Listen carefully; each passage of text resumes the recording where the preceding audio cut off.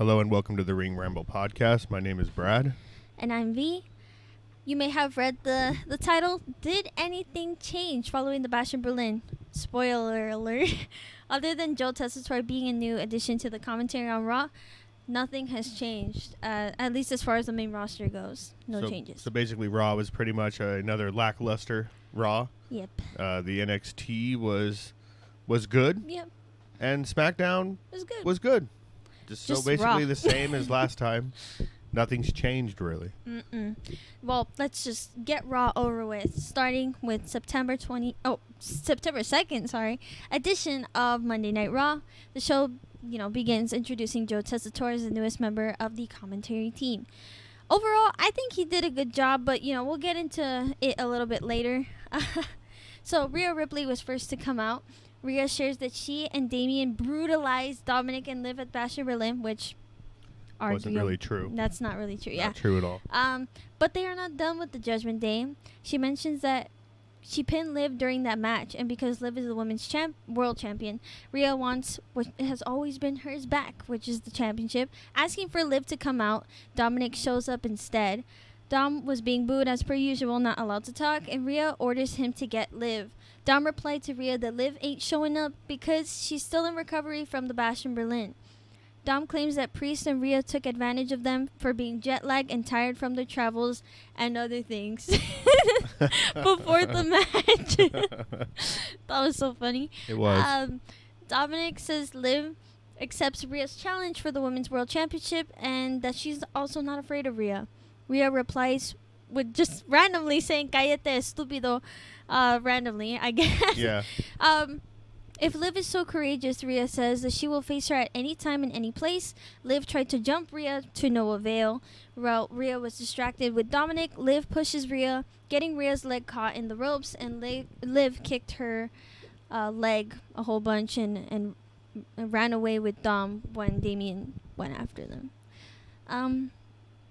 I'm not shocked. I guess it's just something we've seen a whole lot. It's pretty much foreshadowing a future injury for Rhea that's probably going to have to be, will probably be that Achilles heel, if you will, for her next match against Liv, which caused her to lose. Well, I'm sure she'll go after it again. We'll see. Well, Rhea was seen backstage angry at the pain in her leg, yelling at medical staff. Damian basically told her to calm down while he finds a way to get back at Dominic. Okay, well, first match of the night, first actual match. Honestly, we get through this so fast, but it takes so long for a match to happen on Raw. Alpha Academy versus the American Made. I'm sad because how does creative expect me to believe the Alpha Academy has any power over the American Made?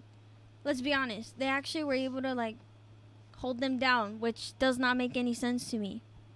I actually honestly don't remember that match. No, I don't remember the match, as a whole, but I just remember that it was kind of even at some point, which I thought was kind of absurd. I think the only highlight I will give is that Maxine Dupree did really well. She did really well. I mean, she's come a long way from when she first started. Oh, for and sure. And everybody was talking crap about her on X and Twitter or /Twitter, whatever it was called at that time. Yeah. But it's good to see that she's actually her skill has gotten a lot better. Yeah, definitely. So, yeah. I think she's improved a whole bunch. Agreed. Yeah. So for the most part, the notes that I have for this match was that Maxine was doing really well. Otis gave his caterpillar move. Ivy gave Maxine the dragon sleeper and won the match. That was the finish of the match. Incredible. Also, I want to give a little side note. Julius Creed, he's got that mouth guard on. He's giving me those Perk Angle vibes a little bit. It's in the photo that I have for the video here. But, at the end of the match, anyways, Chad asked for applause for the American Made. Fans chant, "You suck," and Chad replies, saying the White Six sucks. And then Chad asked for an 8-man tag team match. Chad said that he wants to get rid of the Whites for America, he said. Lights shut and, Uncle Howdy appears to tell everyone. I was not listening, I'm going to be honest. He said, his sanity left him, but they have a debt to collect with the American Made. And then cue the photo op that they always do every time they speak or come out or anything like that. That was it. Pretty much the same thing. from last week. Lackluster Yeah. is the right word for this Raw so far. Rhea is seen with crutches as a precaution. Damian says that he wants a match with Finn, but that Finn would only do a tag match in that case. Damian has no teammate in mind, but Rhea has an idea of who. Who could it be? Anyways, don't say anything. I'm not even gonna say anything. People pretty much already know. They already know. Yeah. Yeet. That's all I'm gonna say. CM Punk is in the ring, of course. Of course. Because who else is going to go into the ring besides Rhea and Liv and Dom and Damian and Gunther and, and Drew. He reminds everyone that he's not here to make friends. He's here to make money, as he first said when he first arrived. Punk congratulates Gunther for his win against Randy. CM Punk says that now that Drew is behind him, he needs to place his focus on becoming champion. He told Gunther to enjoy being champ while it lasts. CM Punk went on the announce desk to celebrate with fans, and he gets tripped by Drew, falling onto the desk. Drew continues to beat up Punk before being pulled away by Wade Barrett. Drew ran past Wade to Claymore Punk and did it again in the ring this time. Drew takes back the bracelet and broke it apart and started shoving beads into Punk's mouth, delivering yet another Claymore while he had beads in his mouth, which was like, dude, that man might choke, but he didn't. He was okay, except not really because a stretcher was brought out for Punk. Right. I thought that was a good segment, honestly. It was. Seeing him It was a do good that. segment, and it just definitely just kind of pushes this a little bit more. Yeah. I complained a lot about this rivalry and how drawn out it's been, but honestly that was pretty cool seeing him break it and do what he did. We just also have to acknowledge the reason why this is actually doing very well is because of Drew. Oh, for sure. Drew is literally like besides Gunther, he's like the best thing in Raw. Yeah. Like of the main guys, know. Of course, we like a lot of other people that don't really get as much attention as them, but he would be like the top guy now. Yeah, definitely. As they were bringing Punk to the ambulance backstage, before Drew ended up stopping them, beating up Punk while he's on the stretcher.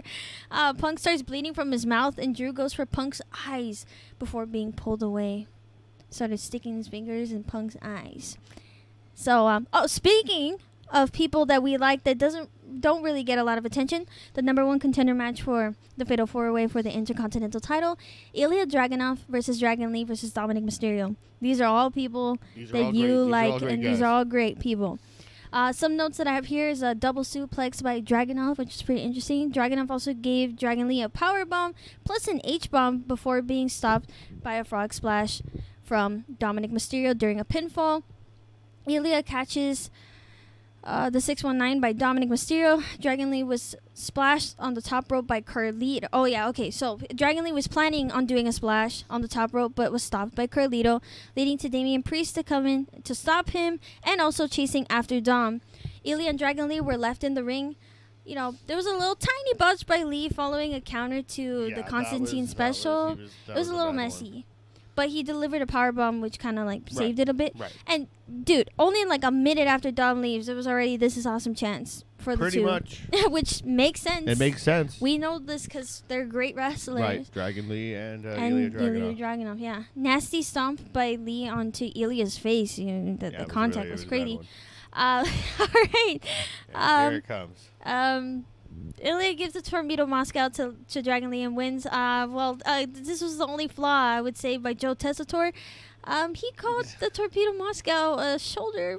Just a shoulder. A shoulder tackle or something.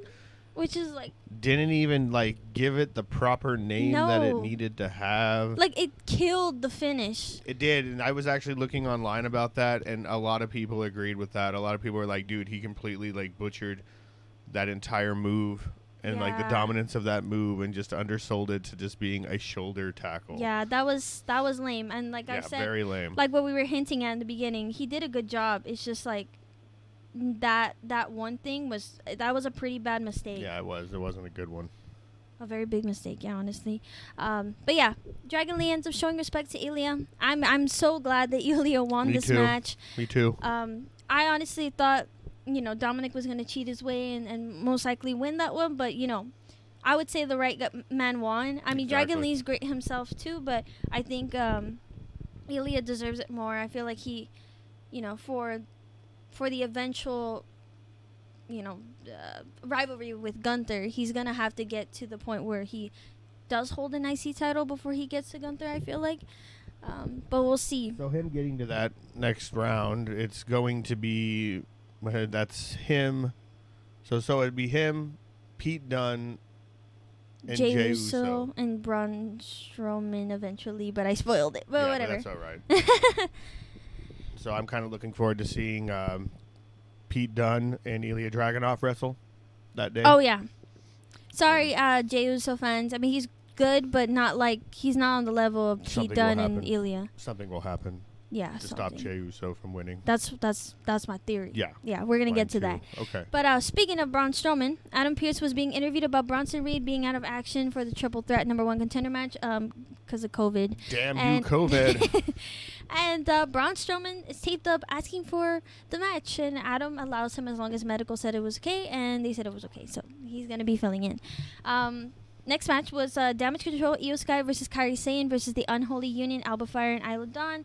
#1 contender match for the women's tag team titles, with the women's tag team champions Jade Cargill and Bianca Belair at ringside. Joe reminded us that the Unholy Union were only champs for 77 days, which I thought was interesting because in the 77 days they had 3 title defenses. I believe it was 3. It was 3 or 4. Maybe 2. Yeah, honestly. Who knows? Whatever. And not very good title defenses. See, people Logan Paul didn't have a lot of title defenses, but he had great matches for those title defenses. I would argue the Unholy Union not so much. Right. But it's some notes from the match. Io was carrying the match as per usual. Pretty much. The crowd was going crazy for her, honestly. They were cheering for her a whole bunch. A very late count break by Isla Dawn. Now this was the highlight of the match for probably all the wrong reasons, but Kairi did her insane elbow onto the ringside, onto the Unholy Union, and she took a nasty botch fall. Honestly, she hit her head on the announce desk, and blood was basically everywhere. It was bad. It was all up in her eye and everything. Yeah, her eye was pretty much just bloodshot red. Yeah. Completely blood. It was just blood everywhere. Yeah. And the Unholy Union did their finisher to win the match. Kairi and Io faced Jade and Bianca. And at this point, this is when you see Kairi's eyes completely red and there's blood pouring out of her face and eye. She kept rubbing the blood around her face too. It was straight up Joker style. Yeah. It was just a forehead cut. Or it was a cut above her eye. It wasn't on her actual eye, but the blood was pouring into her eye. That's why she looked the way that she did. Rhea backstage was talking to Damien. Rhea's caught smiling, and Damien asked if his mystery guest said yes, to which she replies, no. He said yeet, cheesing over Jey Uso. How we feel about this one, y'all? Because I don't know. I mean, it's cool. I like it, I like it a bit. Because they kind of tiptoed around it back in the in the past. From a year ago so. So the fact that it's kind of coming full circle now, that this is a possibility that they can have a relationship. Yeah. That probably, good for them. Yeah, that's cool. I think I like it, honestly, but we'll just see how it transitions, if it even goes beyond this point. I don't really know, because honestly, they're at a good point where they can actually stop it. So they could. Yeah. All right, Gunther comes next to the ring to celebrate his victory over Randy Orton at the Bash in Berlin. He acknowledges that he only said those personal things to Randy to get Randy angry and see the very best Randy Orton could give. Gunther claims that he's the greatest world champion. Cue the boos, y'all. I'm so mad. Sami Zayn comes in. I hate this. I don't want to say I hate Sami Zayn. Sami Zayn was one of my favorites when I was growing up. But, dude, lately I just cannot stand him for the life of me. But just remember the fact that he came out for that purpose, because he is one of the only one. He is one of 3 people that have beaten Gunther. So it makes sense for him to come in to do this. Now, do I like it? Not really. No, it's so lame. I think it makes sense to have that next guy be Sami Zayn. I mean, so I mean, I'm not that No. mad. I mean, No. I think I would be more mad depending on how the outcome comes out.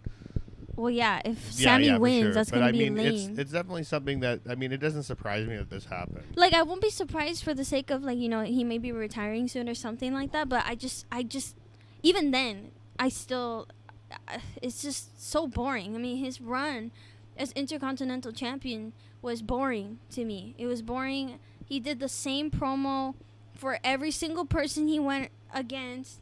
Like, it's the same thing. I'm, like, tired of it. And I thought this audience was dumb, continuing to sing his theme song, and also That catchy theme song, though.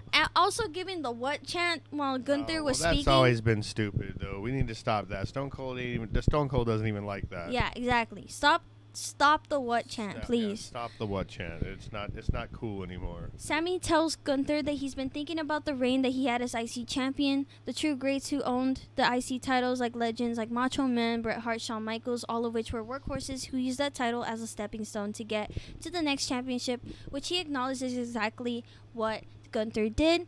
But it's also exactly what Sammy plans on doing. I'm rolling my eyes right now. And I put here in parentheses, I'm so angry.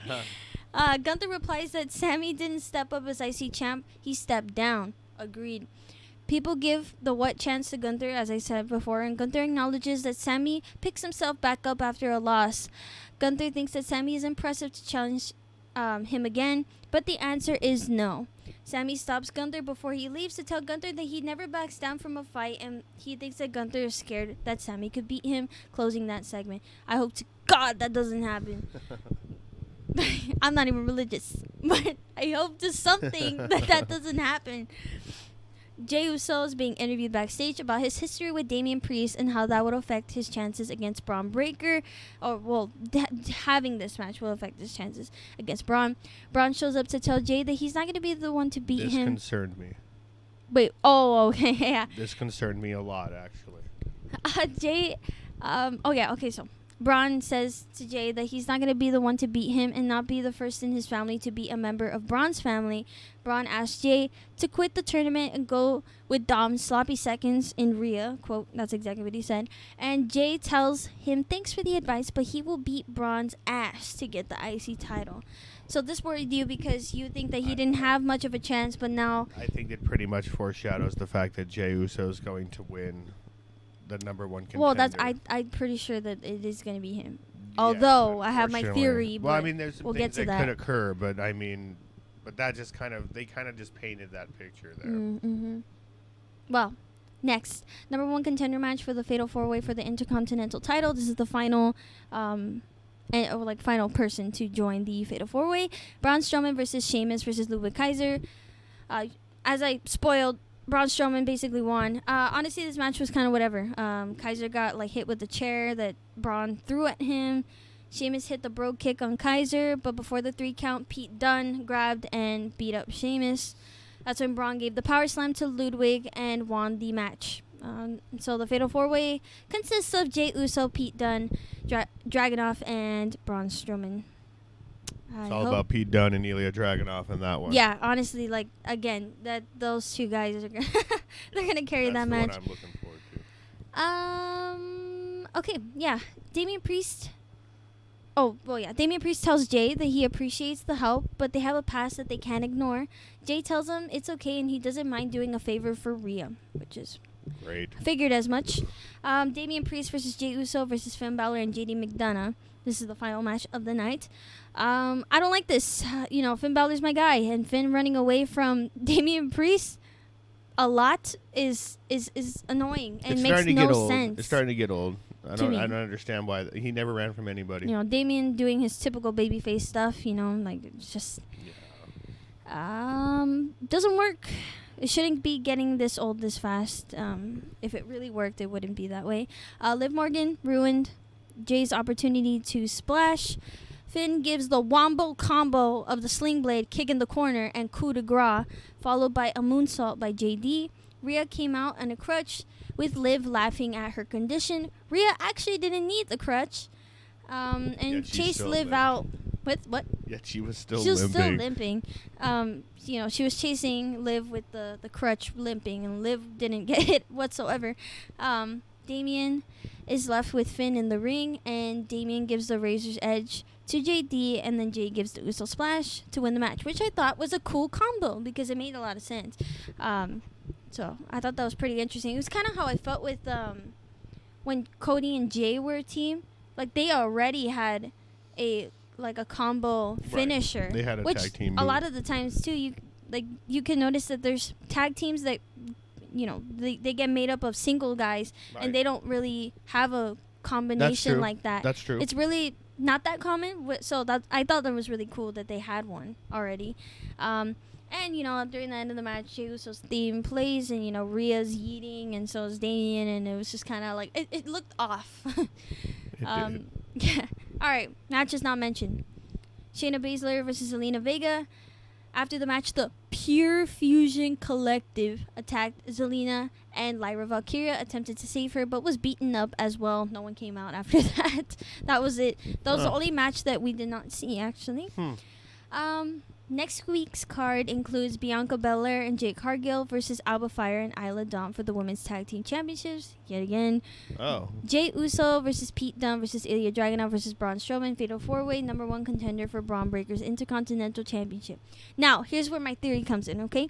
So I feel like Jay's going to win. However, this may seem a little bit out there, a little bit crazy, a little bit wild, perhaps. But I have a feeling, what if, say something happens to Damien backstage, I won't clarify, but Liv and Dom bring out a battered Rhea during the match, and Jay notices during the match and was like, oh man, I need to go and help Rhea. He loses the match. Ilya wins. I mean, it seems like that could be a possibility, but I would also probably say that if I had to choose some sort of theory, I think it's either going to be JD or Finn or somebody attacks Jey Uso. Yeah, I'm pretty sure someone's going to come in to attack what him. you're thinking, though, if it does go that way, it's just madness. That's just madness to me. It's just going to add to the romance. Yeah, it basically does. Oh, boy. I don't know how I feel about that if I'm right. It wouldn't be something to be excited about. Dude, I'll look at you across the room. Yeah, I don't know if man, that's something that you could actually be stoked about afterwards. I don't know. Yeah. And the only other match is Wyatt 6 versus American Made 8-person street fight. It's a street fight, actually. Can you believe that?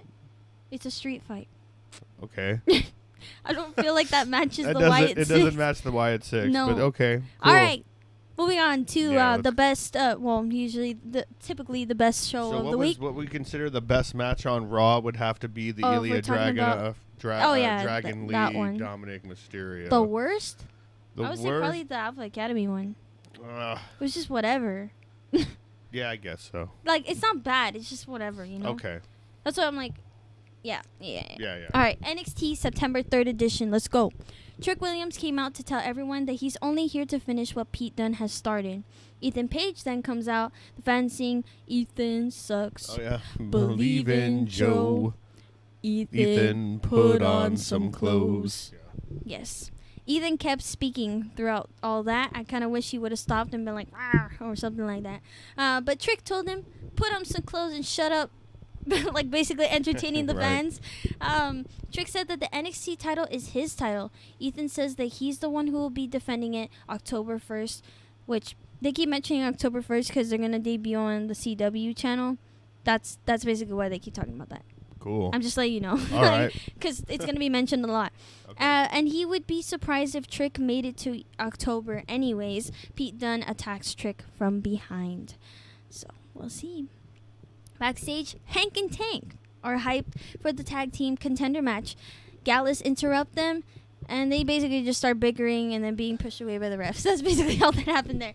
So, number 1 contender match for a shot at the NXT tag team titles. The Rascals versus Hank and Tank versus Gallus, which Gallus in this case is Mark Coffey and Wolfgang. Yes, I almost forgot his name. Dude, Hank and Tank, they're good, and that honk thing with a meet in the middle kind of slam is just hilarious.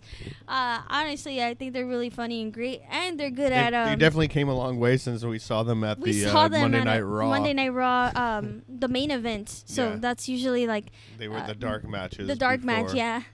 Yeah, they definitely came a long way. Yeah, for sure. They were great in that match, though. I thought they were pretty they were good, cool. honestly.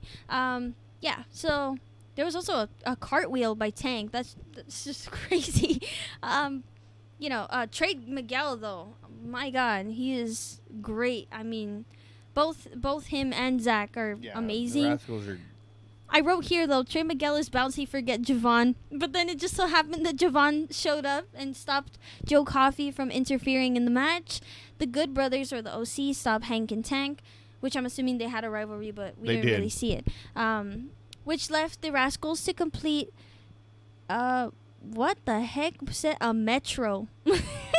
Complete a metro? I think it autocorrected. Well, what was it? Huh? It autocorrected to something else. Well, anyways, it was a combo. It ended with a Swanton Bomb. And basically the Rascals ended up winning the shot against Axiom and Nathan Frazier for the tag team titles. Which is going to be an incredible tag I'm so team excited match. for that. That's going to be awesome. Because Axiom and Nathan Frazier fought MSK in the past, Wesley and Zach, and that was a really good match as well. So I'm excited. Be good. Axiom and Nathan are excited for their matchup against the Rascals. Trey and Zach show up to tell them that they will take the titles, and Nathan asks Zach if a change of partner would even change anything, and Zach says yes. Because, like I said, MSK fought Axiom and Nathan, and, that's when Wesley betrayed Zach and Trey. So Right. This Ova Femi came to the D'Angelo family. I'm already laughing because this so thing funny. was hilarious. It was hilarious. Adriana Rizzo says that Tony D'Angelo isn't done with Oba. Oba says you got a big mouth for being a small woman, and that in some cultures women are only meant to be seen, not heard. Wow. That was crazy. And then Tony showed up to tell Oba that in other cultures, men who talk to women like that get smacked. Tony, though, doesn't seem like he wants a rematch very much. No, he looks afraid. He looked afraid of Oba Femi. He looks afraid of Oba. Yeah, he's scared of Oba Femi, dude, for sure. All right. Yeah, honestly, I would be too, though. Yeah, that's He's a true. big dude. That's true. Trick is being interviewed about Pete's attack earlier in the show. And again, Pete breaks into the locker room to tell Trick he's ready to fight now. And Which basically was very attracts surprising is how quickly security and referees were in right that locker behind room. him. Yeah. They're just standing there in the corner like, oh, it's going to happen. Gallus are upset about their loss backstage, particularly Joe Coffey over Javon attacking him, and that he hates TikTok and YouTube for some reason. He was mentioning that randomly. I'm with you. Yelling about it. Well, man, we make YouTube videos. I know, but I'm saying, I go, anytime Joe Coffey's talking some wisdom. He's an old generation guy. I am too, so I'm with him on this. Yelling about it, Charlie Dempsey, the Heritage Cup champion, and the North Quarter Catch crew asked Gallus to be quiet. Joe asks about going after the Heritage Cup, and Ren Sinclair says that Charlie is ready to defend it at any time. Charlie gets mad at Ren and says that she needs to find deserving people for the Heritage Cup, not just handing it out to people. Next match, basically pretty short. Tatum Paxley versus Rosemary. Wendy Chu was at ringside. It was it was a slow match, but Tatum Paxley has a really great finisher, honestly. Yeah. But the match was kind of just whatever. Like, it wasn't anything special.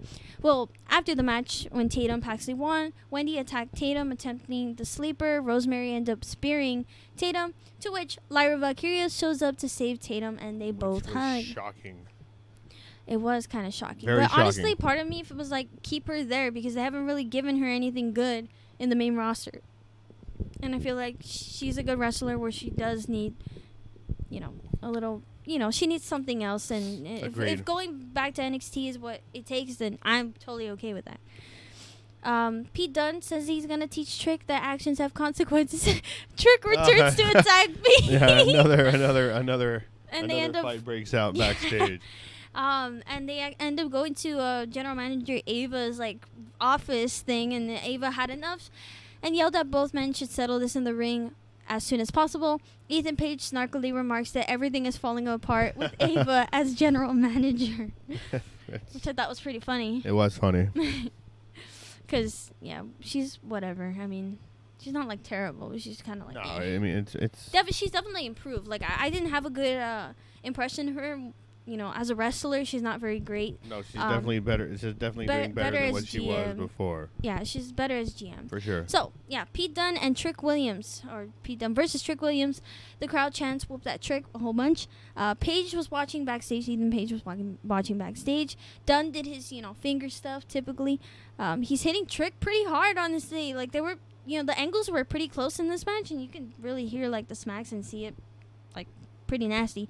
And as we know, Pete Dunne, he does do some hard hitting, because when he does that little kick on the arm thing, for sure. It's nasty. Yeah. Like, it's gross. Trick basically started hitting back pretty hard as well, with some chops and an uppercut. Crowd keeps... they chanted this time, whoop that butch, because whoop that butch. Which sounds terrible, because like if you think about it, that also means something else aside from being Pete Dunne's old name. He didn't like that name before. That's why he has his rivalry with Sheamus right now. Right. Trick gets stuck in a part of the part of the ring that has the drapes covering the bottom of the ring. Yeah, I don't know what it's called, but Trick got stuck there and was vulnerable to Pete Dunne's attacks. Trick's sidekick thing that he does like that side. Like the side leg kick thing. Mm-hmm. It was funny because you could tell Trick's leg was going over Pete's head during that, and I thought it was pretty funny that both times that he did it, like none of them made contact at all. Both men continued onto the barricade and slammed into the desk together. And the crowd was not happy. It ended in a double count out. People were booing the ref. Yeah, they were like saying, ref, you suck. They were chanting that. Which I'm like, what? He's doing his job. He was counting. You built it all up all day, having them fighting in multiple different places. Well, I think that's what they wanted. Yeah, I guess. Just to have to it be like their equal powers. And so it's just kind of basically saying this isn't over yet. We're going to have another match. Right. That's basically what's going on. Yeah.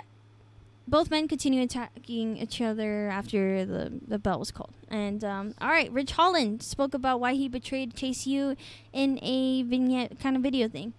Ridge says that he's the only reason Chase U got the championships, which is true. Not wrong. And he was judged harshly by the rest of them. When Ridge had to stay home, Chase U ended up losing their matches. But until he came back, he carried them to success. He says that he will pick them off one by one, breaking Chase U's trophy at the end. I agree with him. I mean, he was the reason that they won the championships. I mean, he carried the match. Same thing for when they actually lost the championships. I mean, he was carrying the match, and it was Andre Chase that took the pin. So, and that's kind of how I expected it to go down when he was going to betray him, because that was inevitable. I kind of figured as much, that I thought he was going to be like more of a positive, radiant character instead of becoming more of a dark character like how he was. Yeah. It was pretty fast for him to change back. He like a switch didn't even really go off, really. He was pretty much that guy the entire time. Mm-hmm. Joe Coffey versus Javon Evans. Some notes: slightly overstretched suicide dive by Javon. He kind of like slid a whole bunch. He also hit his head heading outside the ring. I don't know if you remember, he flipped over and he hit his head on the apron. Yeah, kind of. Gallus attempted to attack Javon while the ref was distracted. Cedric Alexander saves Javon, and there was a nice twisting splash by Javon for the win at the end. Very random to see Cedric Alexander come out. Had nothing really to do with this at all, but... Yeah. I guess it's kind of like maybe kind of brings him into something. Yeah. But that twisting splash that Javon did for the win was great. Awesome. Like, he has it was very smooth. The height that he gets when he jumps. Like, dude. Yeah, he's a really good wrestler. Yeah. All right. Tatum Paxley and Lyra are speaking in the locker room. Tatum claims that she knew that Lyra would come back. Lyra knows that they didn't leave on the best terms, but she couldn't keep her eyes off of her in NXT. And now that she's got now she's got Tatum's back, they want to show those weird girls, Rosemary and Wendy, just how weird Tatum is exactly what Lyra said. And then Tatum was happy about that, and they hugged, which was cute, I guess. Ava is interviewed about the Pete and Trick fiasco. Ava said that there needs to be a winner between Pete and Trick, not just a count out. So next week they will be involved in a last man standing match, which I'm looking forward to that, because they are both great. Yeah, it's going to be a good one. It's going to be a good one. Obafemi versus Stax Lorenzo. Tony looks scared of Oba. Yeah, he was... he was staring daggers at him. His face, and the way the camera was kind of like They were pointing at pointing him. at It was him. making it purposely like looking at his face. Right. Like he looked like he was nervous. Right. And the more, obviously Stacks was trying his best, but he really could not take down Oba. The No. more that Oba was like beating Stacks, the more that, Tony's gaze was diverting away from Oba, because he was staring at him for a good portion of the beginning of the match. Right. But when, Stacks was getting like thrown around the ring, he stopped looking at him. He was looking at the floor. Which I actually hinted here. Oba gave the fall from grace to Stacks and ended up winning the match, and Tony could not look Oba in the eye, and he basically looked really upset and scared. So I think that's an interesting take on this. I like it. I think it's very interesting because Tony was, he's a mobster guy. I mean, he has like Yeah, that the family. Don's is not afraid of anybody, but apparently he sees the person that scares him, and that's Oba Femi. And that's Oba Femi, which is awesome. I think. Yeah, it's pretty cool. Javon speaks to Ren Sinclair about him getting a shot at the Heritage Cup. He tells her about his successes. Ren says that he deserves a shot, and he's got it for next week. And Charlie Dempsey got upset yet again, but Ren told him she did exactly what he asked, which is true, because she was just checking who's most deserving. Javon's pretty deserving, I would say. He has got a lot of good matches under his belt for being as young as he is. He's only like 20. He's like a year older than me. That's crazy. What am I doing with my life? I'm talking about this. All right, final segments of the night was Roxanne Perez saying that her career is breaking previous records set by Asuka and Io Sky. She is the most wanted woman in wrestling, and no one can take that away from her, that even the main roster is talking about her. Which is true. Chelsea Green appears to flaunt that she is beloved by all and that she wants to do anything for her fans, and she's here to interrupt. The lights shut off, and Julia appears and gives Chelsea a nasty knee. And Julia tells Roxanne, "Me, you, CW," alluding to the October 1st, which I said was going to be mentioned. And that essentially closed the show. So, matches not mentioned was Lexis King. Again? Defending against Oro Mensah. I like Oro Mensah too. I like Oro Mensah better as a wrestler. Right. But Lexis King, Right. he's got the pizzazz. And Jada Parker defending against Jasmine Nix. That was, we didn't see any of those. Next week's match card includes Rich Holland versus Duke Hudson. Axiom and Nathan Frazier versus the Rascals for the NXT Tag Team Championships. I'm looking forward to that. Me too. And I'm looking forward to this next thing. Jordan Grace versus to be announced for the TNA Women's Knockouts World Championship. Let's go. Let's go. I miss her. And Charlie Dempsey versus Javon Evans for the NXT Heritage Cup. And then finally, Trick Williams versus Pete Dunne, last man standing, to determine who will face Ethan Page for the NXT Championship on October 1st. CW debut episode. Yeah. Best match of this night?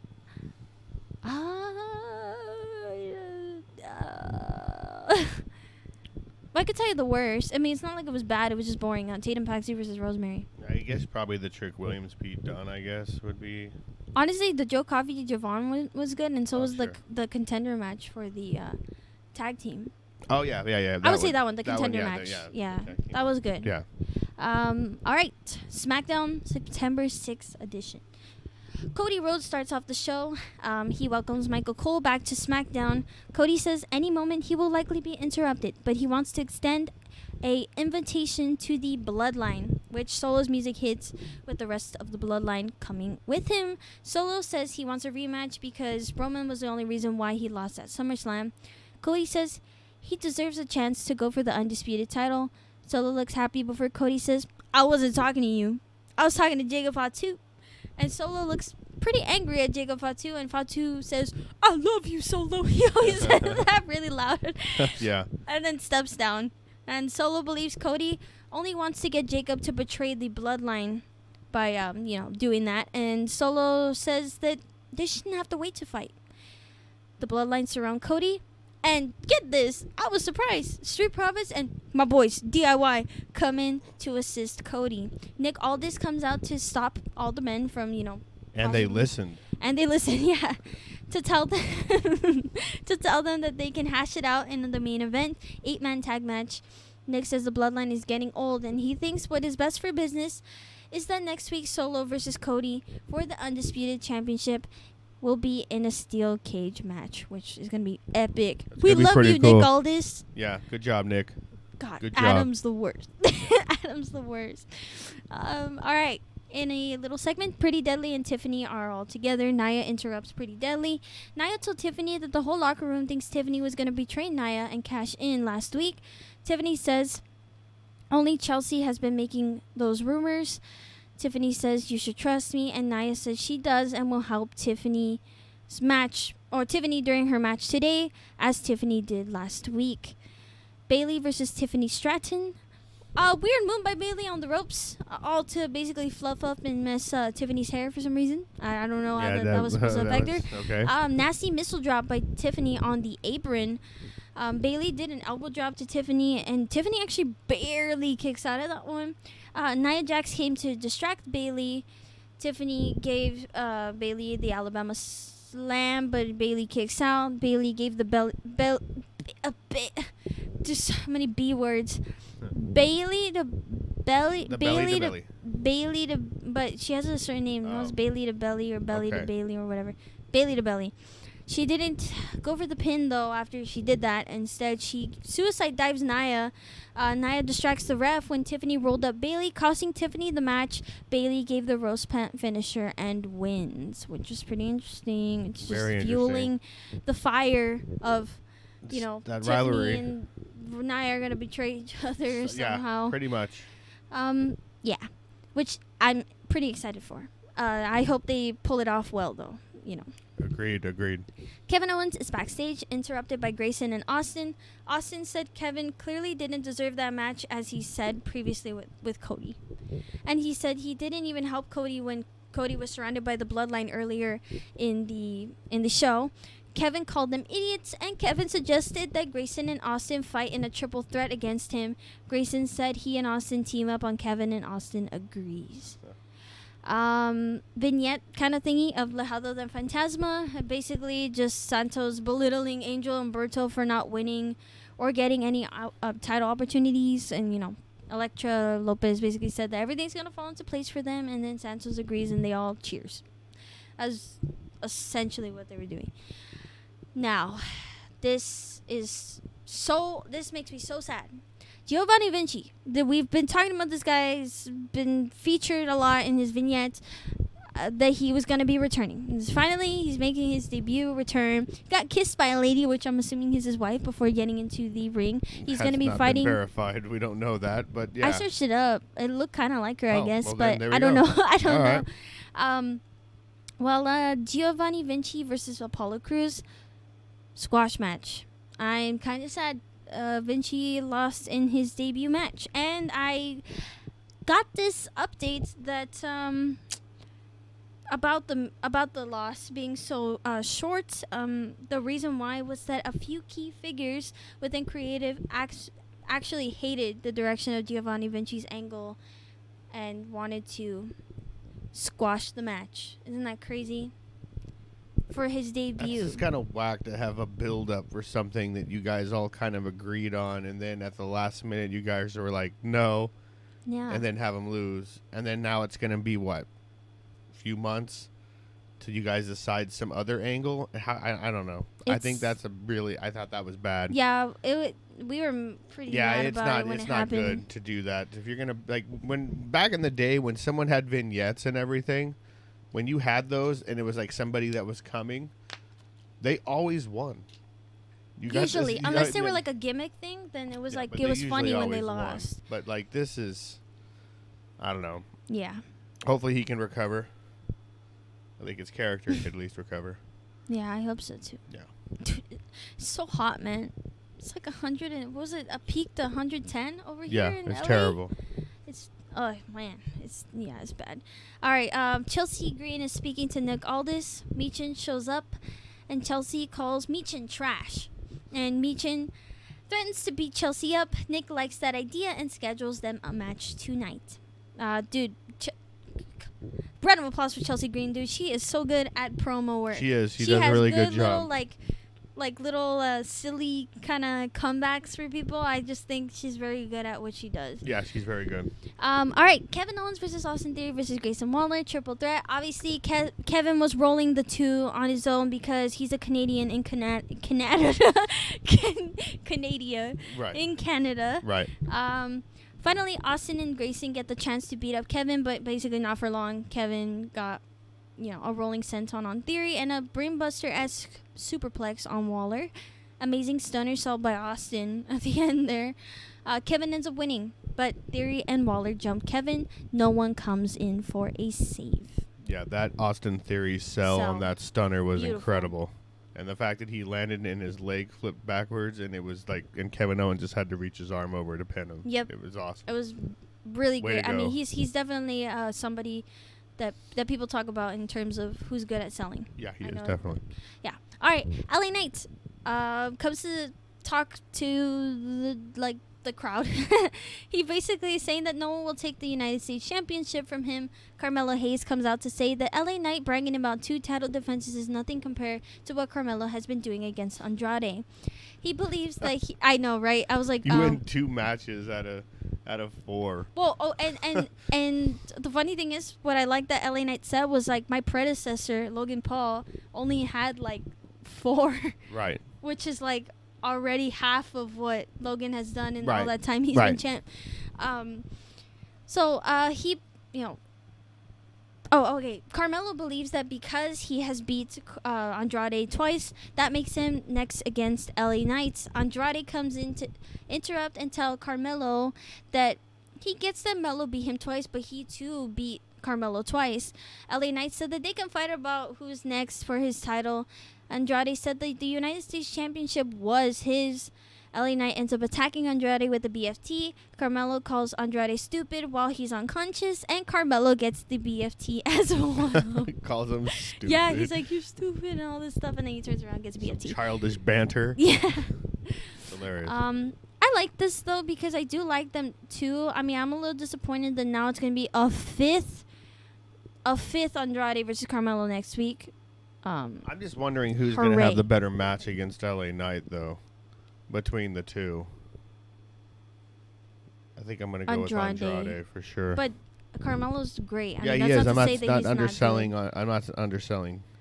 I'm just saying that I think Andrade would be the guy, though, that's probably going to be the next LA Knight opponent right there. Yeah. All right. Grayson and Austin are speaking backstage. They saw Nick Aldis and told Nick that next week he should put a match together for Austin and Grayson to go against Kevin and whoever he can find. We clearly know who this is going to be. It's going to be Randy Orton. Yeah. Randy Orton. I mean, clearly. And if it was somebody else, that'd be cool too, but Randy Orton, I'm pretty sure. I don't think he's still sleeping No. from that sleeper. No. All right, Chelsea Green versus Michin. Decent match. I'm glad to was see good. Michin again and actually watch Chelsea wrestle for once instead of taking bumps only. True. True. Well, essentially the match just concluded with rolling senton by Piper Niven onto Michin by ringside while the ref was distracted, and Michin was put into the ring and got the unpretty her by Chelsea Green and wins, which was nice. Chelsea Green actually won something. Chelsea Green with a victory. However, it makes me a little sad because it was at the expense of Michin, who's someone that I do like a lot. Kind of the same way I feel about Vinci, too. Like, yeah, I'm happy Apollo Crews got a win, but I also wish Vinci would have had a better debut. So, that is that. But final main event match, Bloodline, which is Solo Sikoa, Jacob Fatu, Tama Tonga, and Tonga Loa versus DIY, which is Tommaso Ciampa and Johnny Gargano, and the Street Profits, Angelo Dawkins and Montez Ford. 8-man tag match. Also, the DIY theme was different this time with extra drums. I don't know why they have to make these slight changes. It's just like, are they that bored in the studio because they make such awful songs before? The themes the way they are. Exactly. Honestly, though, I will say, frankly, that I think the LA Knight new version is actually better than how it used to be with the extra stuff. Okay. So that's an improvement, but I just think like they're just bored in there and they're like, yeah, let me just add this thing and like randomly have it debut in the next show. Tommaso was taking a beating from Jacob Fatu. He was taking most of the beatings, honestly, which is not surprising because, that's just the kind of guy he is.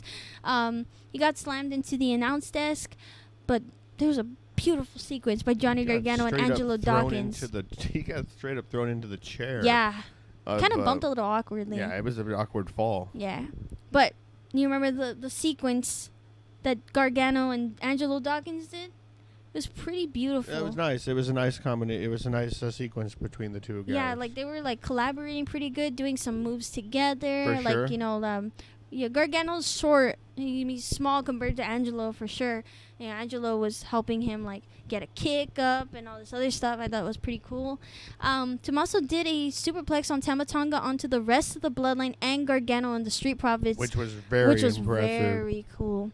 Yeah. And followed by that, a 450 by Montez Ford, which was very, very good. It was very good. That was really good. Jacob stops him with the senton.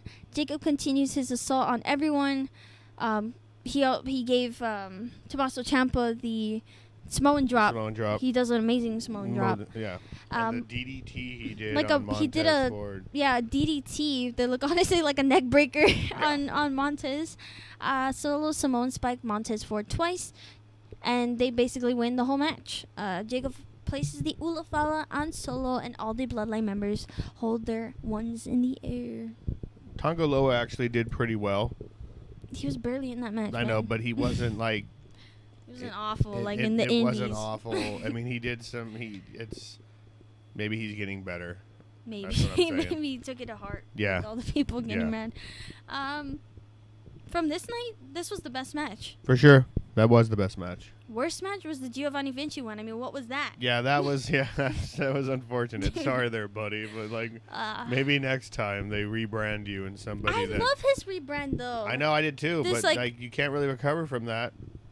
I mean, if they didn't like the direction, I know where the direction gotta go though. We all know where it gotta go. He needs to join the D'Angelos, bro. Well, that was kind of the thought process that he was going to have the.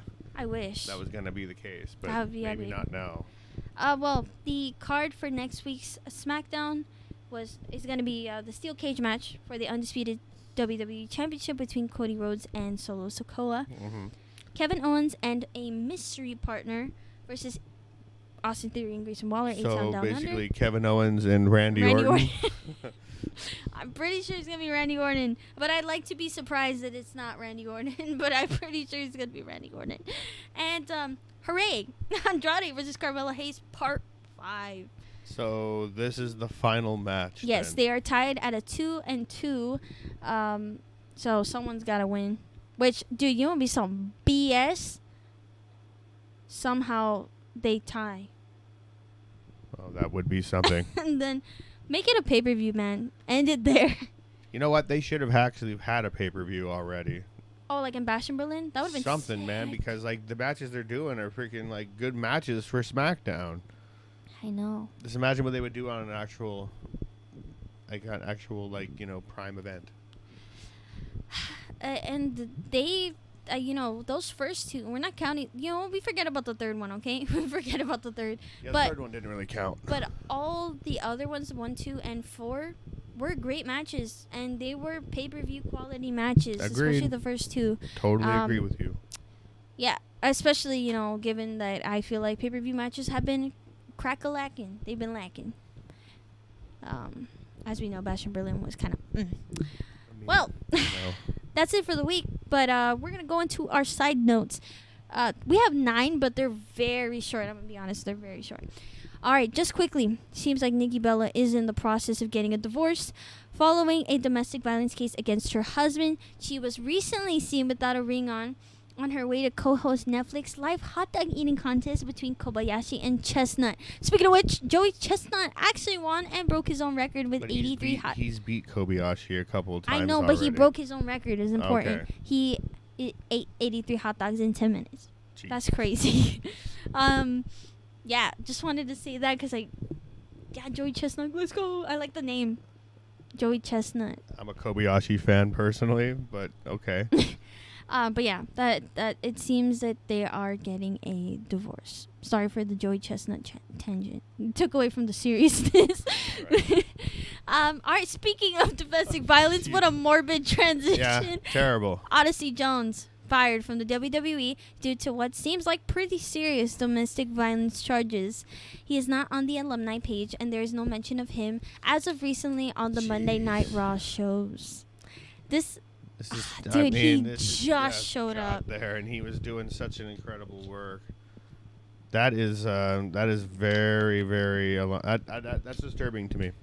Yeah, it's like Jonathan Majors in the Avengers. I don't even want to know like what he did. I don't either. Because like he's a big dude. I know. And I'm like, that's just scary. Like I know. It's really. It's unfortunate. It's crazy because like his character, despite that we haven't seen a whole lot of him. Like they really did not put him a whole bunch on even his debut with the New Day. They did not feature it. Was barely ever shown. On nothing. Hulu Nothing for us. was ever shown of him. But from what I have seen, like he seemed like a very bubbly, like fun, cool dude. And like if this stuff, I mean, I'm assuming it's true because I mean it seems very serious. That you truly don't know who these people are at all. So, yeah. Oh wait, you can't look at this part. I hope you didn't look at it because I want you to make a guess. Okay. Next one. Booker T revealed who was the best wrestler in the world right now. Who do you think it is, then? Who do you think he said? I like to think he was saying AJ Styles. No. Joe Hendry? No. It's not. It's a Raw guy. It's a guy from Raw? Yeah.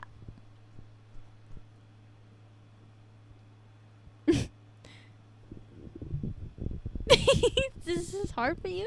I felt like it was pretty obvious. Oh, Drew McIntyre. No. Oh, well, who is it? Let me give you a hint.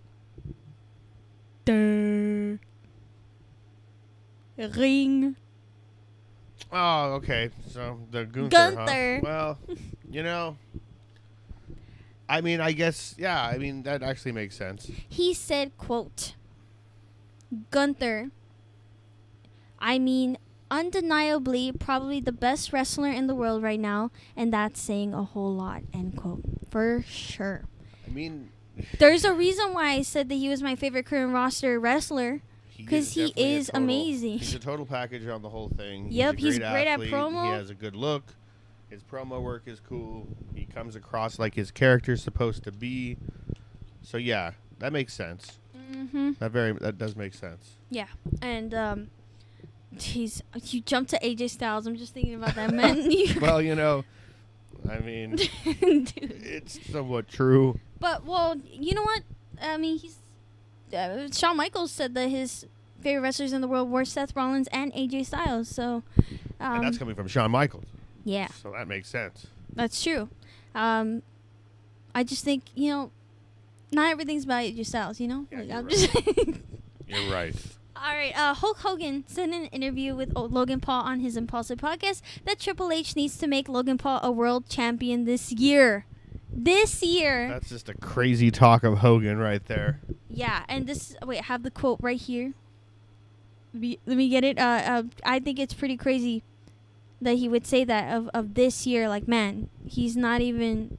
he's in like the middle of a lawsuit right now. What are you talking about? Yeah, I don't see how that's even going to work there, Hogan. He said, quote, to Logan Paul, "You got an opportunity to do that, brother, because you should not because you should not be any type of champion except the world champion at this point. You need to make that quick transition, and if they're smart, and if Triple H is smart, that transition needs to be made this year. Watching you, my brother. You have an opportunity to be the best big attraction in this business, simply because you got your sugar honey iced tea together. I've never seen anybody get this quick as you have. I've never seen anybody since I've been a wrestling fan, since I was in the business. I've never seen anybody pick up on it as quick as you have," end quote. I agree. He picked up on it very quick, and he's very good at wrestling. Now, but this year? I mean, that's a stretch. That's a stretch, brother. It just seems like Hogan was just, because he's on his podcast, is just going to sit there and kind of blow some smoke up the butt there, kind of thing. I felt like he was giving him a little ego boost. He was giving him a good ego boost, which was not necessary, Hogan. No, not very. I bet, you know what? I wonder if he expected in return. like we're gonna be like, but you should be Hogan. You should be world champion You're this year, Hogan. Hogan. Yeah. All right, Very gooey. next, the trailer for Vince McMahon's Netflix documentary series has been released. The show itself will premiere on Netflix on September 25th, containing 6 one-hour-long episodes. The intention of the show, in Vince's words, was to show people the real him, not the bad guy people paint him to be.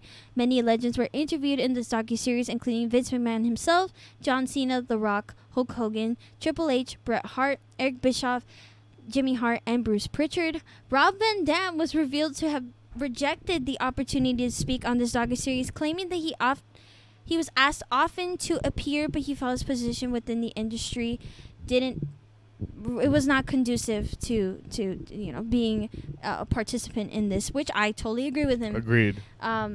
I'm looking forward to this documentary. That trailer definitely got me hyped up. Yeah, for that. I'm very interested to see how this is going to be. This docuseries is going to be. We'll probably talk about it a little bit Yeah. at some point. I think maybe once we finish it, maybe. Yeah. Or yeah, Definitely. I think so.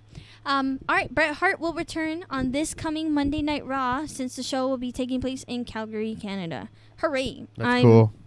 It's cool. Yeah, it's cool. It's not important. Okay, yeah. Just move along. We'll talk about it maybe another time. Yeah, another time. All right, WWE is bringing back Saturday night's main event show. A show that They? Yep. Oh, yes, I didn't they even know are. that. I had no idea. A show that previously aired from 1985 to 1992. The return of the show is expected to be announced pretty soon, according to Wrestling Observer. This could mean bad news for AEW, as AEW Collision airs on Saturday nights. And there's already viewership issues in AEW because of WWE's popularity, like given, I think, Rampage is Fridays, which is when Smackdown happens. And I believe the other one that they have is Dynamite. Yeah, Dynamite is on Tuesdays, which is when NXT takes place. I mean, I could imagine if this does happen, it would be pretty. That'd be interesting to see how that goes about it. How they're gonna do that, and where is it gonna be? Did they say what channel it's gonna be on? I believe it did, but I did not write it here. Oh, okay, that's all right. I have it. Where's it at? Where's it at? Boo, boo, boo, boo, boo. It doesn't say specifically. Okay. It just says that it used to when it initially ran, it ran on NBC. Oh, so, all right. Okay.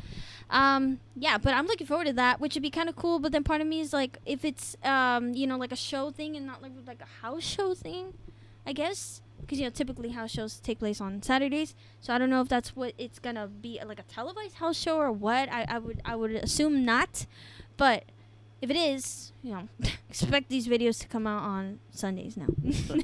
Okay. All right. Final side note was WWE and Cody Rhodes are being sued for the American Nightmare nickname by a man named Wesley Isold of the band, quote, American Nightmare, end quote. Really? Yes, I will explain to you what is going on. So, Cody trademarked the nickname The American Nightmare. Okay. The trademark that this guy has is American Nightmare, which is the name of his band, American Nightmare. That's the difference. So now the lawsuit is over American Nightmare. He reached an agreement with Cody in 2021 to allow the usage of the name under certain conditions, like making the visible. But Wesley claims that the terms were violated in some merchandise that only featured American Nightmare. He is seeking at least $150K in damages plus $300K for trademark infringement. This band is not popular. I could tell you that. I searched it up because I didn't know who it was. I'm looking at them right now. I listened to the music, and they're not very popular. They're a hardcore punk band from Boston, Massachusetts. So, yeah. Great. That's all you need to hear, everybody. When it says hardcore punk, that basically, for somebody that has been doing music for like 20 years, I will tell you right now, this is not surprising to me at all that this is happening right now. Hardcore punk from Boston, Massachusetts. That's hilarious. You guys sound like a bunch of tools. I'm telling you. Oh my god. That's so horrible. So, American Nightmare from Boston, Massachusetts. Yeah, so Cody has had like conversations with this guy. Like I said, they did make an agreement in 2021 to allow the usage of American Nightmare. But like I said, the had to be visible, and it was evident in some pieces of merchandise, of Cody's merchandise, that either the is not present, or the specification is that the has to be a certain size on merchandise to count as the American Nightmare trademark, and not the American Nightmare trademark.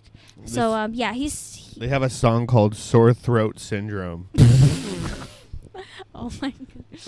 Life support. Okay. Please die. All right. You guys. Okay. What a bunch of tools. Gee. No wonder you wanted to sue them. I know, right? I'm like, they probably need the money. You probably need the money. But I mean, aren't you punk? Aren't you against capitalism? Jesus. All right, that's enough. I'm not even going to go on this because I don't want to get canceled because this is a hardcore punk band. Yeah, so he's seeking at least $450,000 in collective damages and trademark infringement. That is basically it. I don't know where they would go with that. Wow. Yeah. You didn't know about that? No. No, I didn't.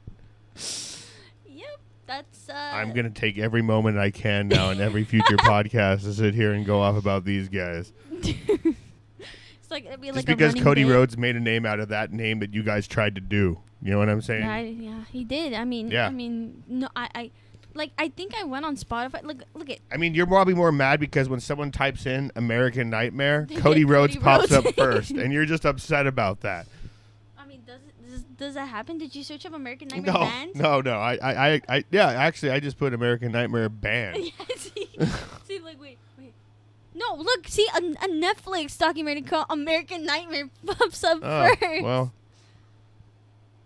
But look at how they many have Cody logos. They have a song called F What Fireworks Stand For. Nice. What does that mean? Nice. Oh my god. Hearts. Protest song. That's not very very American of them. Well, that's because they're hardcore punk, which means basically that they're anti-American. So, I get it.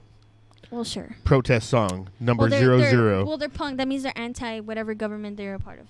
Because they're also supposed to be anti-capitalist, but yet they are on Spotify. I know. Hell yeah! I was gonna tell you that that's how I listened to one of their songs here. No, I'm not gonna play it. Okay, I'm not gonna play it. I don't want to hear that garbage. But they have a collective 21.3 monthly 21,000.3 monthly listeners, which is, I mean, good, but not impressive enough for this lawsuit. Right. I would be honest. Yeah. Okay. That's basically it That's on that. Yeah, sorry. we're done with that. We were tangent. God, yeah, I feel like this is running too long. But yeah. Thank you guys so much for listening. Have a good day. Let us know your thoughts on this week's wrestling shows and other. And if you're a fan of American Nightmare, tell me why. Dude. All right. Bye. Bye.